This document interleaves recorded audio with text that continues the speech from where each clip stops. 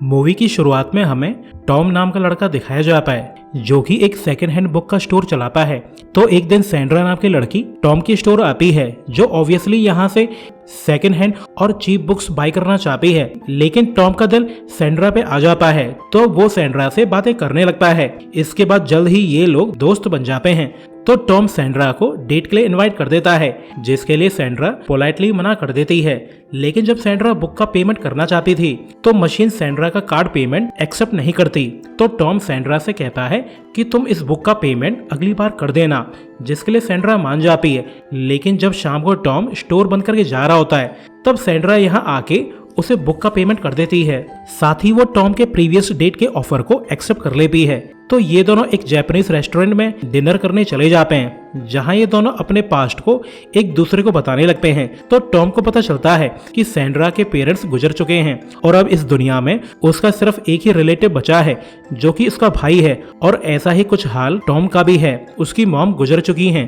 तो ये दोनों एक दूसरे से रिलेट करने लगते हैं और इस तरह से इन दोनों का रिलेशनशिप चालू हो जाता है। इसके बाद जल्द ही ये लोग एक दूसरे का साथ एंजॉय करने लगते हैं और इनका रिलेशन कुछ ज्यादा ही क्लोज हो जाता है। तो एक दिन सैंड्रा टॉम से बोलती है कि मैं तुम्हारा घर देखना चाहती हूँ। तो टॉम सैंड्रा को बताता है कि मॉम के गुजर जाने के बाद मेरे पिता ने दूसरी शादी कर ली थी, लेकिन मुझे मेरी स्टेप मॉम कुछ ज्यादा पसंद नहीं है, लेकिन फिर भी मुझे उनके साथ रहना पड़ता है।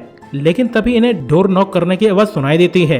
तो सैंड्रा चेक करने चली जाती है तो उसे पता चलता है कि उसका भाई जेसन आया हुआ है जो फोर्सफुली घर में इंटर करना चाहता है। लेकिन सैंड्रा जैसे तैसे करके उसे वापस भेज देती है।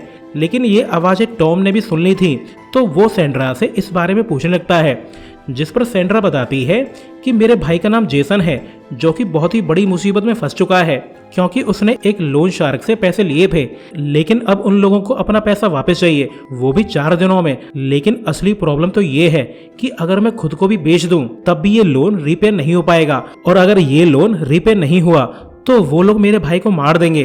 तो टॉम कहता है कि मैं तुम्हारी हेल्प कर सकता हूँ क्योंकि मेरे पिता काफी अमीर हैं, लेकिन उनकी ये कमाई क्रिमिनल एक्टिविटीज करके कमाई गई है, तो मुझे उनके पैसे बर्बाद करने में कोई भी फर्क नहीं पड़ता। इसके बाद next day Tom money withdraw करके सैंड्रा को दे देता है ताकि वो अपने भाई का डेप्ट रीपे कर सके।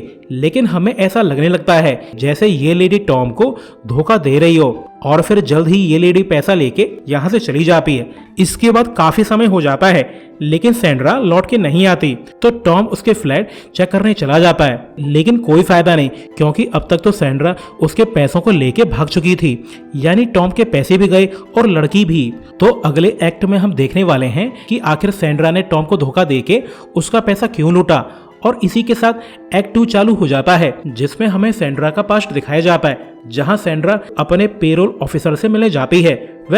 पेरोल ऑफिसर एक ऐसा ऑफिसर होता है जो रिलीज्ड क्रिमिनल्स की एक्टिविटीज पे नजर रखता है कि जो क्रिमिनल अच्छे बिहेवियर की वजह से जल्दी रिलीज हुए हैं, कहीं वो सोसाइटी में वापस लौट के फिर से कोई क्राइम तो नहीं कर रहे हैं। यानी ये तो क्लियर हो जाता है कि सैंड्रा एक ड्रग एडिक्ट है जो कई बार जेल जा चुकी है। तो सैंड्रा की पेरोल ऑफिसर उसे डराने धमकाने लगती है कि अगर मुझे तुम पे जरा भी शक हुआ तो मैं तुम्हें दोबारा से जेल में फेंक दूंगी। वैसे भी एक ड्रग एडिक्ट की बातों पे कोई भी भरोसा नहीं करेगा।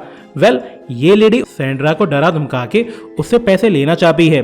तो ये सब देख के मैक्स नाम का आदमी यहाँ पे आ जाता है जो ऑफिसर से कहता है कि जहां तक मुझे पता है पेरोल ऑफिसर अपने ऑफिस से बाहर एक्स कन्विक्ट से नहीं मिल सकता, तो जो तुम यहाँ पे कर रही हो वो ऑब्वियसली एक क्राइम है, तो चुपचाप पैसे लेके यहाँ से दफा हो जाओ।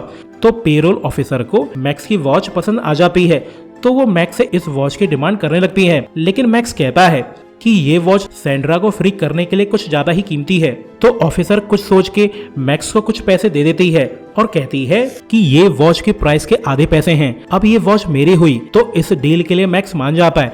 लेकिन ऑफिसर के जाते ही मैक्स अपनी कार से सेम टू सेम वॉच निकाल के पहन लेता है।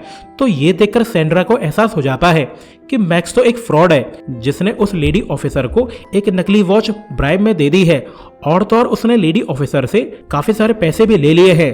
तो मैक्स सैंड्रा से कहता है कि मैं तुम्हें हायर करना चाहता हूँ, तो सैंड्रा इसके लिए मान जाती है।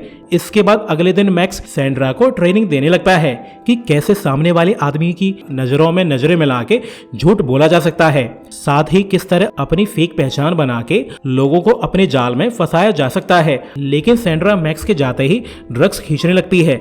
तो जब मैक्स को ये सब पता चलता है तब वो सैंड्रा को घर से बाहर निकाल देता है, क्योंकि वो एक नशेड़ी पे भरोसा नहीं कर सकता। तो सैंड्रा घर के बाहर रोते हुए बैक करने लगती है कि वो आज के बाद ड्रग्स कभी भी नहीं लेगी। तो मैक्स लास्ट टाइम के लिए सैंड्रा पे भरोसा कर लेता है और फिर मैक्स सैंड्रा को सिखाता है कि कैसे अपने बैकग्राउंड को लोगों के सामने पेश करना है कि उन्हें तुम पे शक ना हो।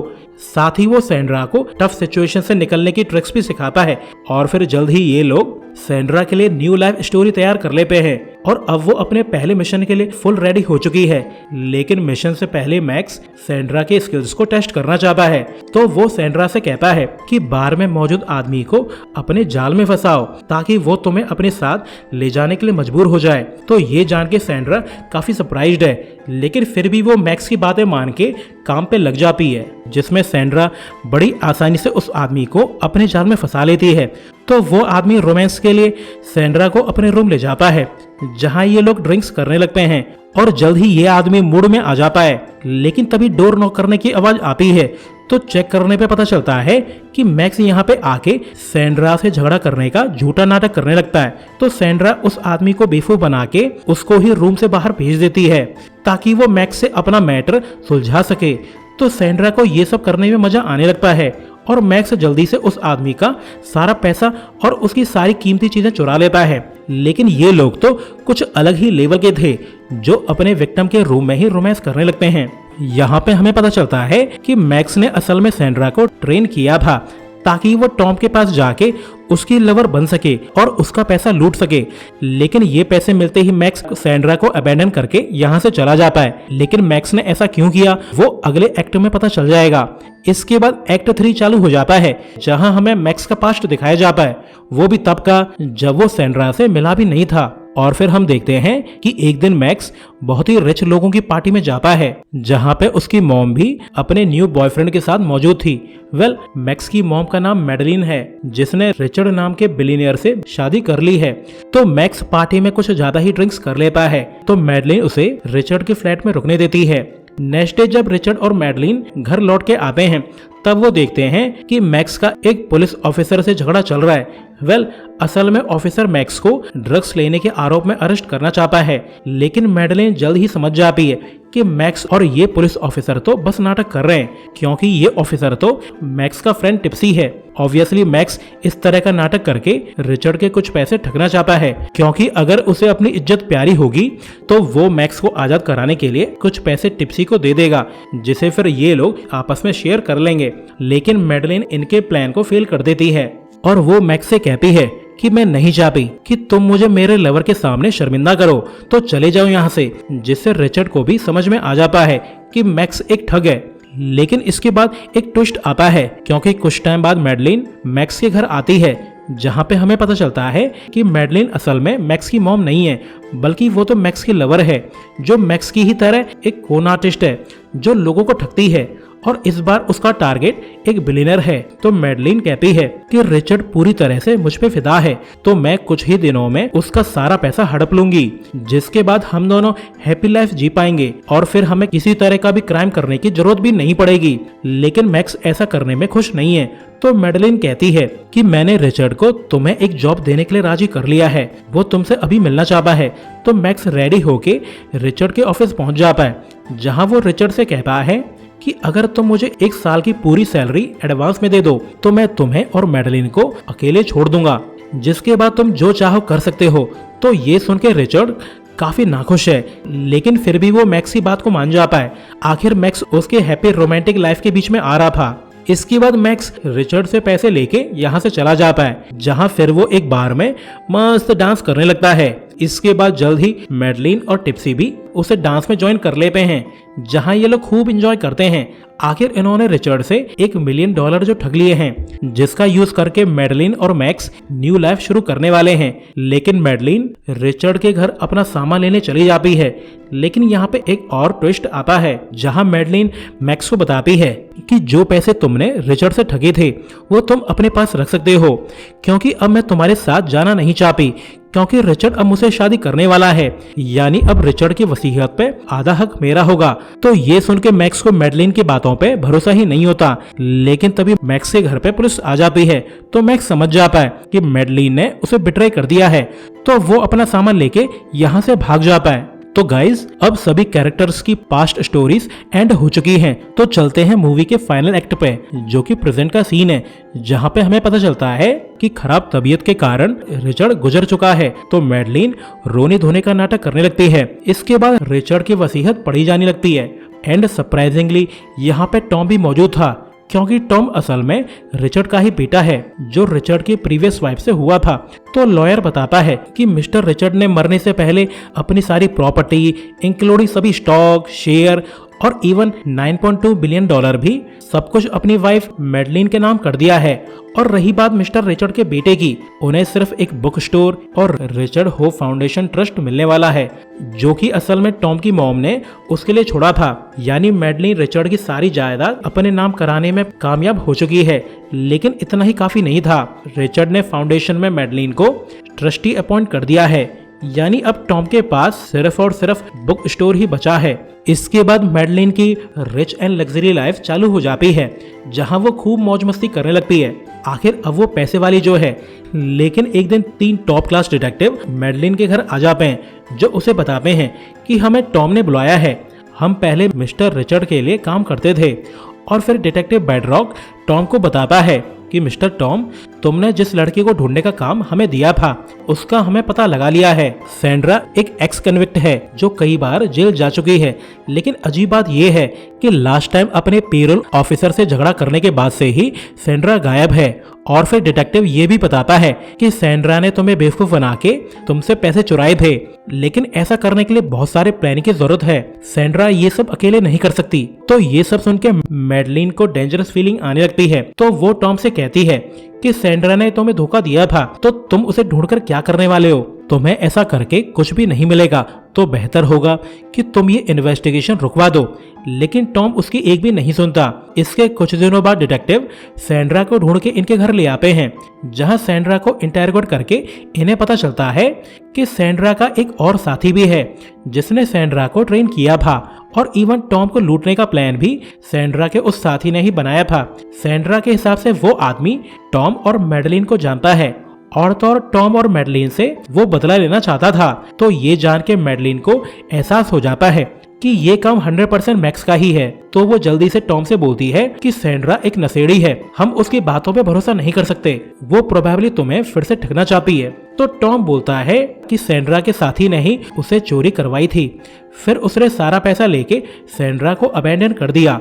और तो और अब सैंड्रा सुसाइडल हो चुकी है, तो अब मैं उसका ख्याल रखना चाहता हूँ, वो भी तब तक जब तक कि सैंड्रा की बॉडी से सारा ड्रग डिटॉक्स ना हो जाए। मगर मैडलिन को सोच के सैंड्रा से मिलने चली जाती है, जहाँ वो सैंड्रा के पास जाके उसे बोलती है कि मेरा नाम मैडलिन है, मैं टॉम की स्टेप मदर हूँ। तो सैंड्रा बोलती है कि मुझे तुम्हारे बारे में सब पता है, मैक्स ने मुझे सब कुछ सच सच बता दिया है कि तुमने पहले मैक्स का यूज किया था और फिर मैक्स को बिट्रे करके तुमने उसके पीछे पुलिस लगा दी, जिस वजह से मैक्स भागने पे मजबूर हो गया।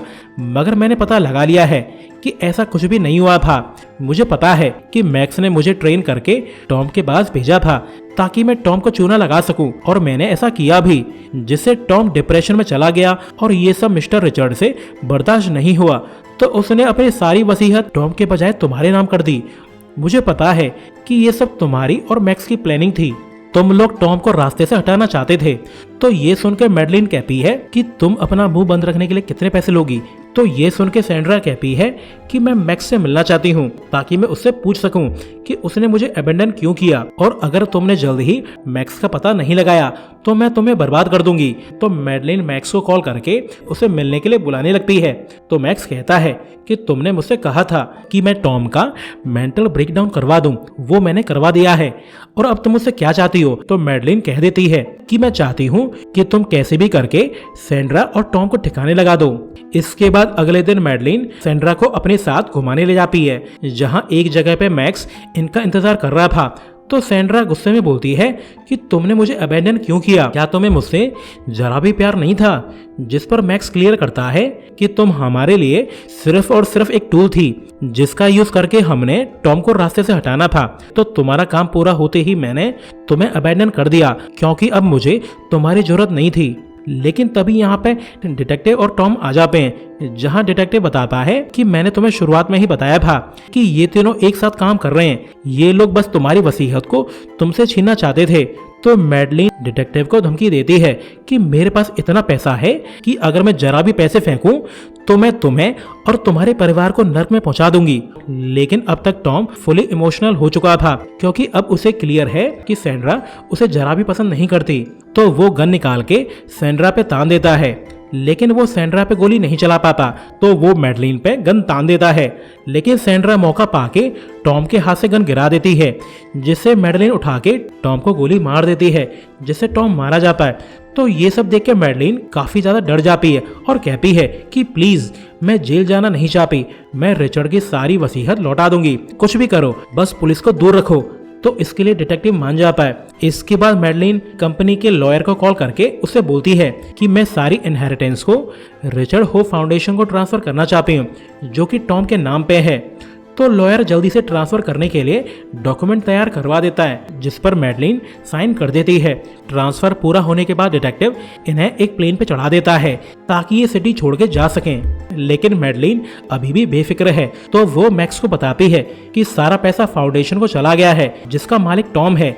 लेकिन अब टॉम तो मर चुका है, तो सारा पैसा फाउंडेशन के ट्रस्टी को जाने वाला है, जो कि मैं हूँ। यानी मैंने अभी भी कुछ भी नहीं गवाया है। मैंने वो सब ड्रामा डिटेक्टिव को बेवकूफ बनाने के लिए किया था ताकि वो टॉम के मर्डर को रॉबरी मर्डर करार कर दे और हम सेफ बच जाएं। तो सैंड्रा कहती है कि टॉम मर चुका है और तुम्हें अभी भी पैसों की पड़ी है, और फिर वो गुस्से में यहाँ से चली जाती है। लेकिन तभी मैडलिन को एहसास होता है कि उसके स्लीव्स पे टॉम की ब्लड ड्रॉप्स लगी हुई हैं, लेकिन इन ड्रॉप्स को मिटाने पे उसे पता चलता है कि ये तो खून है ही नहीं, यानी टॉम अभी भी जिंदा है, उसने तो बस मरने का नाटक किया था।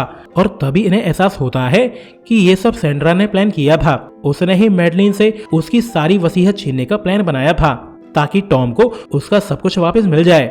यानी जब सैंड्रा को सारी सच्चाई पता चली थी, उसके तुरंत बाद ही सैंड्रा ने टॉम के पास जाके उसे सब कुछ सच बता दिया था। बाकी सब तो मैडलिन को शो करने के लिए नाटक किया गया था। यहाँ तक कि वो डिटेक्टिव भी फेक थे जिन्हें सैंड्रा ने हायर किया था ताकि वो मैडलिन को प्रेशराइज कर सकें। लास्ट सीन में सैंड्रा टॉम के पास लौट आती है, जहाँ से इनकी लव लाइफ फिर से चालू हो जाती है, क्योंकि जो भी सैंड्रा ने टॉम से छीना था वो सैंड्रा ने उसे वापस कर दिया है। तो इस वजह से टॉम उसे माफ कर चुका है। और इसी सीन के साथ ये मूवी एंड हो जाती है। सो अभी के लिए good bye, thanks for watching.